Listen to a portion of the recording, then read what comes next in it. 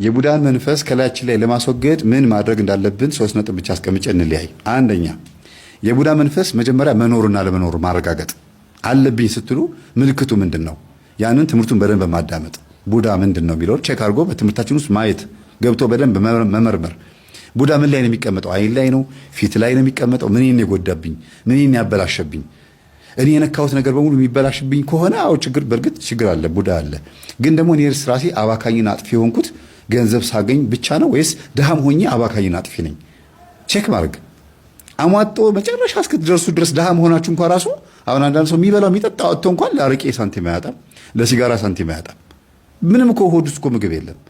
እስከ መጨረሻው ሰዓት ድረስ ከእናንተ ጋር ይፋለማል፣ ምንም እንዳይኖራችሁ አድርጎ። ቂምና ሳንቲም ኪስ ውስጥ አያድርም ይላሉ አይደል ሰካራሞች። እና በዚህ ልክ እስከ መጨረሻ ድረስ ድሃ ጨርቃም አድርጎ የለበሰውን ልብስ እስከ መሸጥ ነጠላ ጫማውን ሸጦ በባዶ እግሩ እስከ መሄድ የሚያደርስ ሱስ ያለበት ሰው ከባድ የቡዳ መንፈስ ያለበት ሰው። ሴትም ከሆነች ልክ እንደዚሁ ሁሉ ነገሯን ምጥጥ አድርጋ ሁሉም ይከፋባታል። ጎረቤትም በራሷ ላይ ክፉ ትሆናለች። በራስ ላይ ክፉ መሆን ማለት ራስን አለመጠበቅ፣ ለራስ አለማዘን፣ ለነፍስ አለመጨነቅ፣ ለዘላለማዊ ሕይወት አለመጨነቅ ማለት ነው። ዝም ብሎ ተስፋ የቆረጠ ራስን ስለማጥፋት ብቻ ማሰብ ማለት ነው። ይሄ በራስ መጨከን ይባላል። የዘላለም ሕይወት እንዳላስበው ቢከፋም ቢለማ ምን ሳይሻል አይቀር የሚባል ነገር አለ። ምንድነው? ለክፉም ለደጉ ምን ሳይሻል አይቀር ሲጻፉት እናንተ። ስለዚህ መንግስተ ሰማያትም ገነትም ቢኖርም ባይኖርም ሲኦልም ቢኖርም ባይኖርም ግን ደግ ሆኖ መኖር፣ ጾሞ ጸልዮ ሰግዶ ለአይምሮና ለህሊና ታማኝ ሆኖ መኖር ይሻላል። ቢኖርም ባይኖርም ስላችሁ እንደው የለም ብላችሁ የምታስቡ ከሆነ ኤቲስትነት ካለባችሁ ማለት ነው። መልካም ሰው ሆኖ ማለፍ እኮ ጥሩ ነው። ስምን ከመቃብር በላይ ስለሆነ ማለት ነው። ተዝረክርኮ መሞት መረሳት ነው። መሞት በአጠቃላይ መረሳት ቢሆንም ግን ስም ከመቃብር በላይ ነው። አንዳንዴ እሱ እንኳንም ሞተ የሚባል መሆን የለበትም። ኧረ ይሄን አድርጎ እኮ አረፈ እንደው ትልቅ ነገር ሰርቶ አለፈ ይባላል። የዛሬ 20 ዓመት የተተከለ ችግኝ ነው ዛሬ ዛፍ ሆኖ ለኛ መጠለያ ሆነው። እኛ ደግሞ ችግኝ ተክለን ደግሞ ለሚቀጥሉት ትውልድ ዛፍ እንዲያገኙ ማድረግ አለብን። እና ስለ ቡዳ መንፈስ ማወቅ ነው መጀመሪያው። ሁለተኛ ደግሞ በዙሪያችን ያሉ ሰዎችን ማየት። የእኔ ጠላት ማን ነው? ሰላቢ መንፈስ። ሰላቢም ቡዳ ስለሆነ ነው። ሰላቢ መንፈስ ምቀኛ የሆነ ሰው በእኔ ዙሪያ ማን አለ? የሚነካካብኝ ሰው፣ በእኔ ነገር የሚቀና ሰው የሆነ ነገር ስትይዙ ማለት ነው። አይ ይሄን ነገር እንደዚህ ብታደርገው ጥሩ ነበር። ሁልጊዜ ባላችሁ ነገር ላይ ኔጌቲቭ የሆነ አስተያየት ነው የሚሰጠው።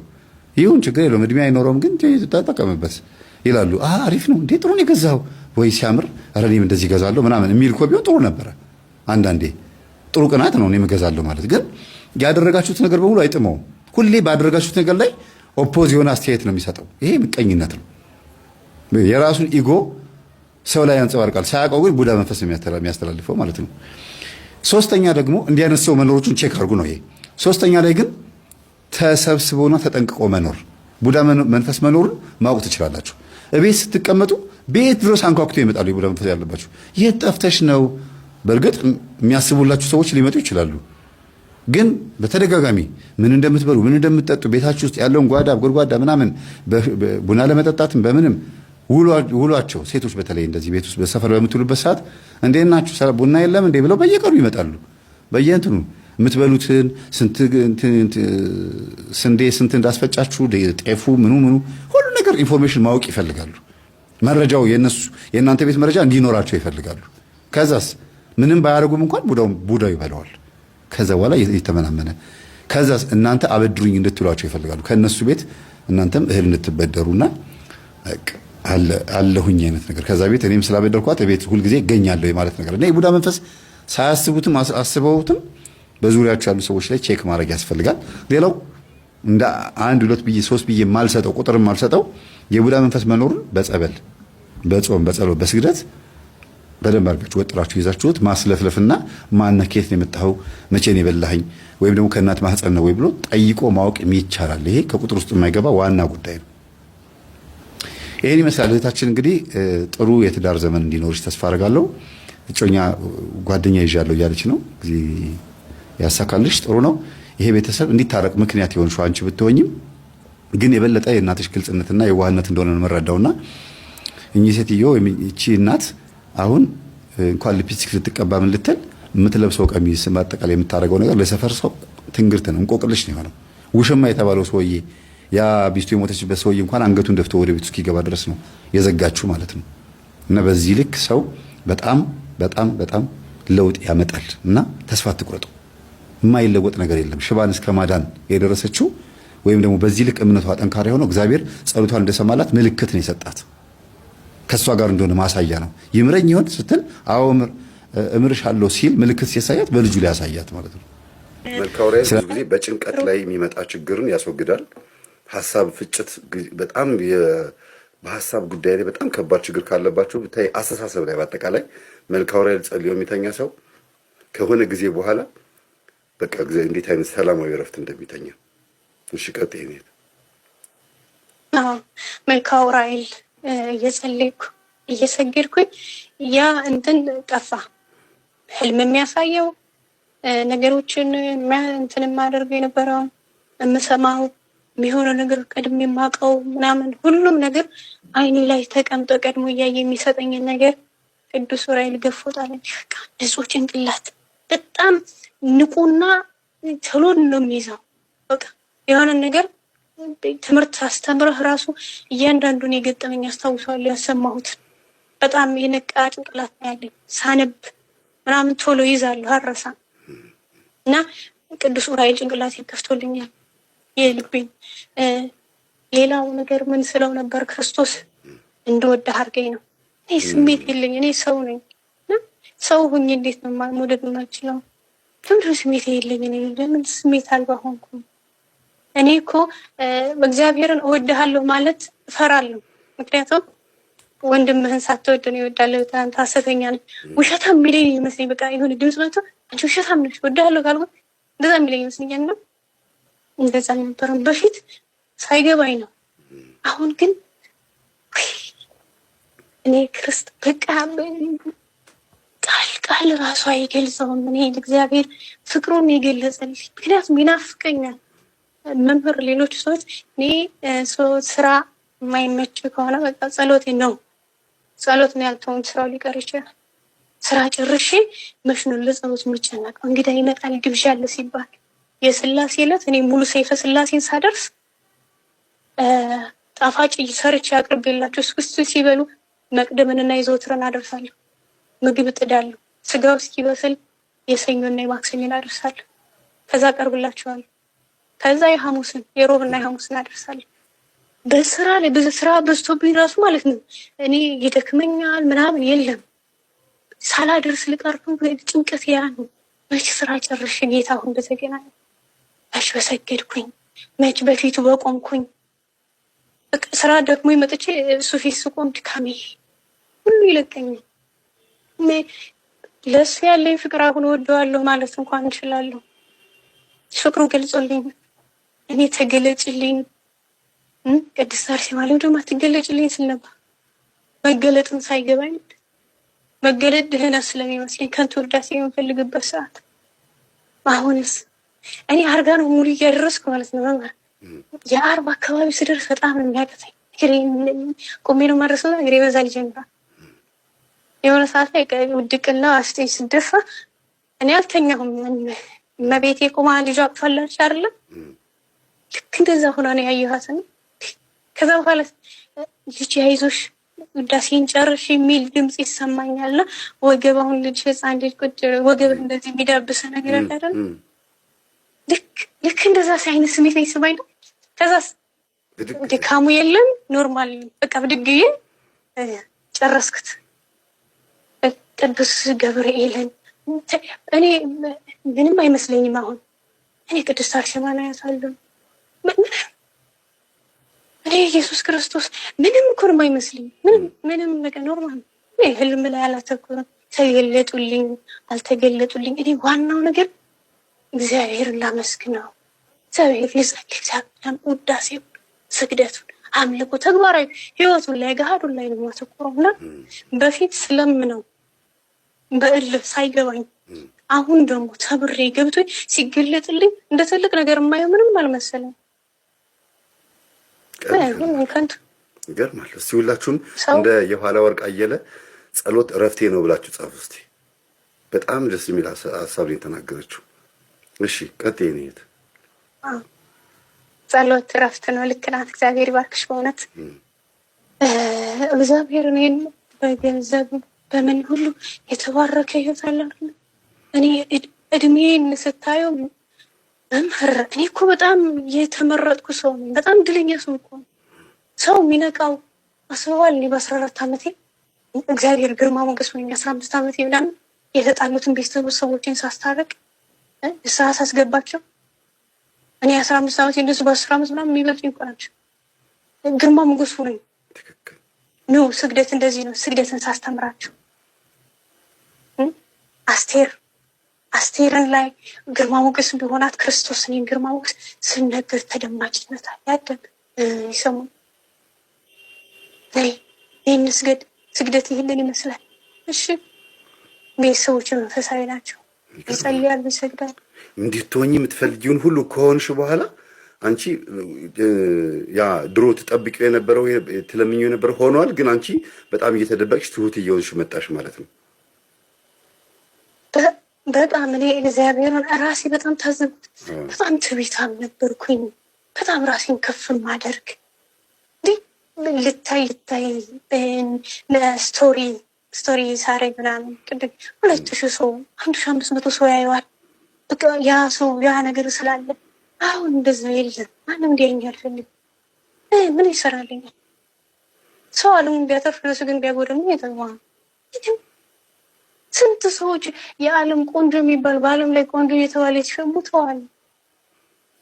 ሀብታሞች ሙተዋል። የታሉ? ዝነኞች ሙተዋል። ዝና፣ አምባገነንነት፣ ውበት፣ ትዕቢት በክርስቶስ ምንም አይሰራ። አባ ጊዮርጊስ ዘጋስጫ ምን ይላል? ባለጸጋውን እግዚአብሔር አያፍረውም ስለ ባለጸግነቱ። ክርስቶስ የተራበን ሰው ለምግብ እንደሚቸኩል ክርስቶስ ይቅር ለማለት ይቸኩላል። በፊት ኃጢአት ሰርቼ ልናገር ስል ሼም ይዘኝ በጣም ይከብደኛል። እንዴት ነው የምነግራቸው? ምናምን ስሰራው ደስ ይለኝ ነበር። አሁን እንደዛ የለም። የሆነ ነገር ላደርሳስ እግዚአብሔር ቢያስከፋውስ?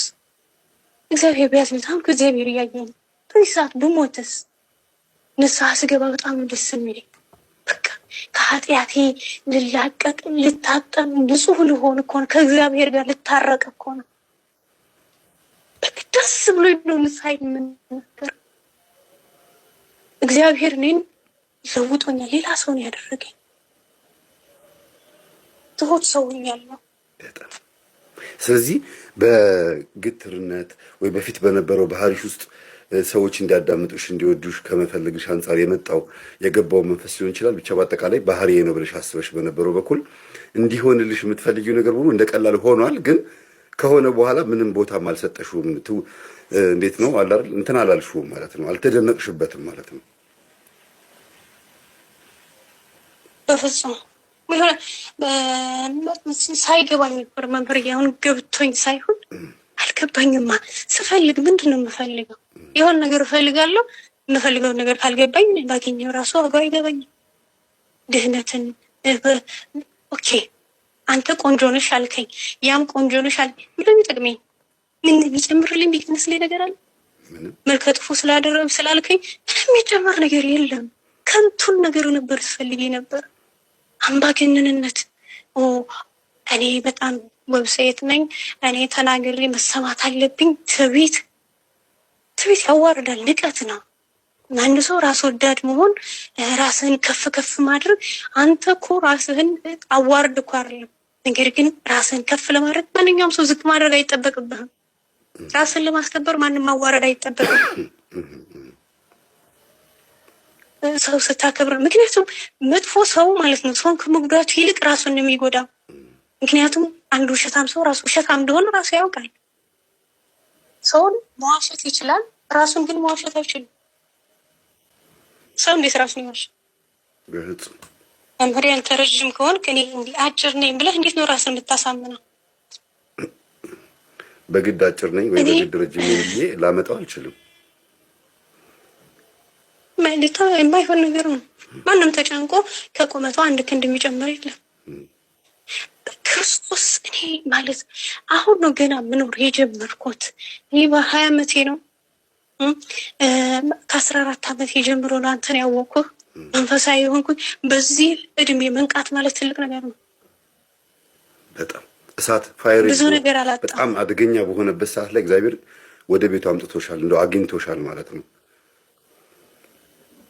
አዎ በቃ እኔ በስመ አብ ክርስቶስ ጋር መኖር ያለው ሰላም ስለምንም ነገር አስጨነቅም። ሰው ስለ ነፍሱ ብቻ ነው፣ ስለ ነፍሱ ነው ብቻ። ትልቁ ነገር እሱ ነው። ለአንተ ትልቅ ነገር ጾም፣ ጸሎት፣ ስግደት ነው። እኔን ሲያዩኝ እንዴ አንቺ እኮ ገና ሕፃን ነሽ፣ እጄ በስግደት ምክንያት አባብጧል፣ ከስቻለሁ እና እንዴ አንቺ ለምን ትከሻለሽ? ለምንድን ነው እንደዚህ ራስሽን እንትን የምትይው? መወፈር ራስሽን መንከባከብ አለብሽ። ራሳቸውን ተንከባክበው ይደረሱ። ምን ጠቀመኝ? እስኪ ውበቴ ምን ጠቀመኝ? መንፈስ ከመሰብሰብ ውጭ ከአምላኬ ጋር ጣላኝ። ምን አገኘሁበት? ከስተሽ ውበትሽ ክርስቶስ እንዲሆን ያደረግሽው ማለት ነው። አዎ እግዚአብሔር ይመስገን። ቤተሰብ ለልጆቻችሁ ያላችሁ አመለካከት 100% አይሁን። አሳድጊያችኋለሁ ብላችሁ ሽሮና በርበሬ ስላበላችሁ፣ ልብስ ስለገዛችሁ፣ ትምህርት ቤት ስለላካችሁ፣ ምሳቃ ስለገዛችሁ አይደለም ልጆቻችሁን የምታውቋቸው። በሳምንት አንድ ቀን በጠረጴዛ ዙሪያ ውይይት መኖር አለበት። ጓደኞቻቸውን በማወቅ ትምህርት ቤት ሄዳችሁ ትምህርት ቤት ውስጥ ያለውን ጸባያቸውን በማወቅ ከዛም ደግሞ በእንቅልፍ ልባቸው የሚባትቱ የሚቃዡም ከሆነ ቤተክርስቲያን ሂዱ ስትሏቸው የሚመልሱት መልስ፣ አድርጉ የምትሏቸውን ማንኛውም ነገር በምን ያህል ፍጥነት ያደርጋሉ፣ አታድርጉ የምትሏቸውን ደግሞ የከለከላቸዋቸውን ደግሞ አድርገዋል ወይስ አላደረጉም ቼክ ማድረግ። ይሄ የልጆቻችሁ ማንነት እንድታውቁ በደንብ ያግዛችኋል። ከዛ በኋላ ልጄ ጥሩ ነው መጥፎ ነው ለማለት በተወሰነ 70 እና 80% ይረዳችኋል። ከዚህ ውጭ ግን ልጄን አውቀዋለሁ ማለት ከባድ ነው። ሁለተኛ ደግሞ ከተጋቡ በኋላ ተውት። በእጮኝነትና በፍቅረኝነት ጊዜ ራሱ እናትና አባቴን እናቴን ላስተዋውቅሽ አባቴን ላስተዋውቅሽ ብለው ይዘዋቸው ፍቅረኛዎቻቸውን ሲያመጡላችሁ አንደኛ ጥሩ ፊት ስጡ። ማን ምን እንደሆነ ስለማይታወቅ የማትፈልጉም ከሆነ እንኳን በዘዴና በሲስተም ለመግፋት የሚመቸው መጀመሪያ ጥሩ ፍቅር ሰጣችሁ ነው። ጥሩ ፍቅር መስጠት ለማን ስትሉ ነው ግን? ለዛ ሰው ስትሉ አይደለም። ለልጆቻችሁ ሞራል ስትሉ። እንዴት ብትሉ በጣም አፍቅረዋቸዋል። ስለ እናትና አባት ድረስ ይዘው መጥተው እኮ እናስተዋውቅ የሚሉት እኮ በስላመኑበት ነው። በተለይ ሴት ልጅ ያላመነችበትን በፍጹም ወደ ቤተሰብ አታመጣም። ወንድ ልጅም ቢሆን ምንም ሁለቱም እኩል ናቸው። ግን በተወሰነ መልኩ ሴት ልጅ ትብሳለች። አምነውበት ነው ወደ እናትና አባት ይዘው የሚመጡት። የወደፊት ባሌ፣ የልጆቼ አባት፣ ጓደኛዬ፣ አጋሬ ብለው ነው እና እንደዚህ አይነት ነገር ሲፈጠር ለልጆቻችሁ ሞራልና ልጄ እኮ አድጋ አፈቀረች፣ ልጄ እኮ አድጎ ሴት ያዘ፣ ያ ተሽኮርማሚው፣ ያ አይናፋሩ፣ የአንገቱን የሚደፋ ስራው ላይ ብቻ የሚያተኩር ልጄ ፍቅረኛ ያዘ፣ ደስ ይላል። ምንም ትሆን ችግር የለውም። መጀመሪያ እሱ ደስ ይበለው። ቆንጆ ምግብ ሰርቶ ነይ እስቲ ብሎ መጥራት፣ ቤተሰብ ማድረግ። ክፉ አመልም ቢኖርባት የምታውቁት ስታቀርቧት ነው። ጥሩም ጸባይ ይኑራት፣ ቤተሰቦቿ ማን እንደሆኑ የምታውቁት ስታቀርቡ እንጂ ስታርቁ አይደለም። እና ወተት እኮ ሲገፋ ነው ቅቤ ሆኖ አናት ላይ የሚወጣው ይባላል አይደለም? አንድ ነገር በተገፋ ቁጥር አናት ላይ ይወጣል። ስለዚህ አፍቃሪ በመሆናቸው ልጆቻችሁ ከብዙ ወንዶች መካከል አንድን ሰው መርጠው የኔ እንዲሆን እፈልጋለሁ ብሎ አምጥተው ሲያስተዋውቋችሁ እድለኝነት ነው። ይሄ ራሱ ይሄን ያልታደሉ ብዙዎች ስላሉ ተገኝቶ ነው። እድሜያቸውን ጠብቀው ያድርጉት እንጂ ችግር የለውም። ግን ሁሉ ነገር በስርዓትና በአግባብ ነው መሆን ያለበት። አንድ ሁለተኛ፣ ሌላው ግን ትልቁ ጉዳይ ግን ብሔርተኝነት፣ ቆሻሻ የሆነ አመለካከት። በነገራችን ላይ ዘረኝነትን መናፍስት ናቸው ለሰው ልጆች ያስተማሩት። ዘረኝነትን እንዴት አድርገው እንዳስተማሩ ከዚህ በፊት በደንብ አድርጌ ያስተምሬያለሁ። ብሔርተኝነት ከምን እንደመጣ ደጉ ሳምራዊን አንስቼ እንዴት ሌዋዊው መጣ፣ ካህኑ መጣ። ግን ያ ደጉ ሳምራዊ መጥቶ ያ ማን እንደሆነ የማያውቀው የወደቀውን ሰው አንስቶ ቁስሉ ላይ ዘይት አፍስሶ በፈረሱ ላይ አስቀምጦት እሱ በእግሩ እየሄደ ወደ አንድ እንግዳ ማረፊያ ቦታ አስቀመጠው ይላል። ብሔሩን ባለመለየት ማን እንደሆነ ያ ደግ ሳምራዊ ክርስቶስ ነው፣ ብሔር የማይለይ ለሁሉም ነው የመጣው። ለቤተ እስራኤል የመጣው ሲል ሙስሊሞች ብዙ ጊዜ ይከራከራሉ። እኔ የመጣሁት ለእስራኤል ቤት ነው፣ ማቴዎስ ወንጌል ላይ ያለውም ማለት ነው። እኔ የመጣሁት ለእስራኤል ቤት ነው ሲል እስራኤል የምትባለው ነገር ብቻ ይመስላቸዋል። ይሄ ሁሉ ዓለም ላይ የተበተነው ህዝብ የ12ቱ ነገድ ህዝብ ነው። ስለዚህ ለሁሉም ነው የመጣሁት ማለት ነው። ለሁሉም ነገድ ነው የመጣሁት ማለቱ ነው። ስለዚህ ክርስቶስ ደጉ ሳምራዊ ነው። የሆነ ሰው ወደቀ። የወደቀውን ሰው ቁስሉ ላይ ዘይት አፈሰሰበት። ዘይት ምግብነት ይውላል፣ ለመብራት ይውላል። ዘይት ክርስቶስ ነው፣ ቁስልን የሚፈውስ ክርስቶስ ነው። በፈረሱ ላይ አስቀመጠውና ወደ እንግዳ ማረፊያ ወሰደው ይላል። እንግዳ ማረፊያ የተባለችው ያቺ ጊዜያዊት እንግዳ ማረፊያ የተባለው ቤተክርስቲያን ናት። በዚህ ምድር ላይ እኛ የምንገለገልባት ቤተክርስቲያን። ሰማያዊት ኢየሩሳሌም አምሳል ናት። ስንሳለም ቤተክርስቲያን ምንድን ነው የምንለው? ሰላም ለኪም የቅዱስ ቤተክርስቲያን ምስለ ማኅደረ መለኮት አምሳለ ኢየሩሳሌም፣ ወይም ደግሞ አምሳለ ኢየሩሳሌም ምስለ ማኅደረ መለኮት እንላለን አይደለ? የሰማያዊት ኢየሩሳሌም ምሳሌ የሆንሽው የመለኮት ማደሪያ ቤተክርስቲያን ሆይ ሰላም እልሻለሁ ማለት ነው። ይሄ ነው ማንኛውም ክርስቲያን ቤተክርስቲያን ሊገባ ሲል መጀመሪያ የሚለው ይሄን ቃል ይሄን ነው። ስለዚህ ደጉ ሳምራዊ የማንንም ብሔር ሳይለይ ነው የወደቀው። ሌዋዊ ይሁን ሳምራዊ ይሁን ምን ይሁን የማንም ብሔር ይሁን አንስቶ ያንን ሰው ወንበዴዎች ደበደቡት ነው የሚለው። ወንበዴ የተባሉት አጋንንት ናቸው። አጋንንት ያቆሰለውን አጋንንት ያደቀቀውን ይህንን የአዳምን ዘር አንስተን ነው እንጂ የእግዚአብሔር ዘር ማድረግ ያለብን አንተ የዛ ወንዝ ነህ አንተ የዚህ ወንዝ ነህ ማለት የለብንም። ለዚህ ነው ኒውትራል ሆኖ የመጣው ክርስቶስ ከሁሉም ከየትኛውም ብሔር። ጎልጎታ ላይ እኮ ማነው ቀራኒዮ ላይ የተሰቀለው? በዛ በተራራ ላይ የተሰቀለው እኮ በአደባባይ የተሰቀለው ለዓለም መሆኑን ነው። ጓዳ ውስጥ አልተሰቀለም፣ የሆነ እልፍኝ ውስጥ አልተሰቀለም። በአደባባይ ላይ የተሰቀለው ለዓለም መሆኑን ማሳያ ነው ተራራው፣ ኮረብታው ማለት ነው። እና ብሔርተኝነት መኖር የለበትም። ልጆችም ቢሆኑ ለሱሰኝነት፣ ለሲጋራ፣ ለጫት፣ ለዱርዬነት ለዚህ ሁሉ ህይወት የተዳረጉት በምንድን ነው ሲባል 70% እና 80% የቤተሰብ ንዝላልነትና ታመሙ ብለው የሚወስዱት እርምጃ ነው ይሄ ሁሉ ነገር ውስጥ የሚያደርሳቸው ማለት ነው። ልጆች የሚበላሹት በቤተሰብ እርምጃ ነው፣ በቤተሰብ አካሄድ ነው ማለት ነው። እና እባካችሁም ብትችሉ ልጆቻችሁን ለቁም ነገር ለማብቃት እወቋቸው። ቤተሰብ በቃ ልጆቻችሁን በደንብ እወቋቸው። ካወቃችኋቸው በኋላ አታስደንግጧቸው፣ አታስደንብሯቸው። ቁጭ አጋችሁ ግን በስርዓቱ መንገር ነው። እኔ ያንተን እድሜ አልፌዋለሁ፣ ያንቺን እድሜ አልፌዋለሁ። እናንተ ገና እያደጋችሁ እየበቀላችሁ ነው። ስታታልሉን የተታለልንላችሁ እናንተ ልጅ ስለሆናችሁ እኛ ደግሞ አዋቂ ስለሆንን፣ ስትሸውዱን የተሸወድንላችሁ እንዳላወቀ ሆነን የምናልፋችሁ በፍጹም በዚህ አይነት መንገድ እንዳደነግጡ ስለፈለግን ነው እንጂ እናውቃለን ብላችሁ ማሳየት ነው። እንዳደነግጡ ፈልገን ነው። ከደነገጣችሁ ሚስጥር ትሻሽጉናላችሁ። እንደ ቤተሰብም እንደ ወንድም እንደ እህትም ልናቀርባችሁ ስለፈለግም ጭምር ነው ብላችሁ ማሰብ ነው። ብዙ ጊዜ ልጆች ሲሸውዱ እናውቃቸዋለን፣ ግን ያው ምንድነው ብላችሁ ስትሏቸው የባሰ በጣም ሌላ ነገር ውስጥ መንከታቸው። መቆጣት ጥሩ ነው። አጥፍተውት ከተገኙ በጣም መቆጣት ያስፈልጋል። ከመሆኑ በፊት ግን መጀመሪያ ማቅረብ ያስፈልጋል። በጠረጴዛ ዙሪያ መወያየት፣ አንቺስ አንተ ምናምን ብሎ ማወያየት፣ መነጋገር ያስፈልጋል።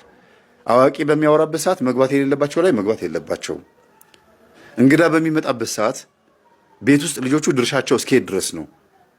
እንግዳ የማስተናገድ ጉዳይ፣ ትልቅ ሰዎች ሲያወሩ ተነስቶ የመውጣት ጉዳይ፣ እንደገናም ደግሞ ቤተሰቦቻቸው እንዳይጎዱ ሚስጥር የመደበቅና ሚስጥር የማውጣት ጉዳይ ላይ ጥንቃቄ ማድረግ፣ ውጪ የማይወራና የሚወራ ነገርን መጠበቅ፣ ትምህርት ቤት ውስጥ ያላቸውን ሕይወት በደንብ አድርጎ ማጣራት መከታተል ያስፈልጋል። ስለዚህ ልጆቻችሁን ሙሉ በሙሉ 100% እርግጠኛ አትሁኑ። አውቀዋለሁ አትበሉ። እንኳን ልጆቻችሁን ራሳችሁ 100% እንኳን አውቀዋለሁ ማለት ከባድ ነው። ራስን ማወቅን የመሰለ ፍለጋ የለም። ትልቁ ፍለጋ መሆን ያለበት ራስን ነው። ሰው ራሱን ፈልጎ ካገኘ ማንንም ሰው አያጣም፣ እግዚአብሔርንም አያጣም። ዩኒቨርስን በሙሉ ማወቅ ይችላል ራሱን ካወቀ ብዬ አምናለሁ። ስለነበረ ሰዓት ሁሉ የአምላካችን ስም የተመሰገነ ይሁን።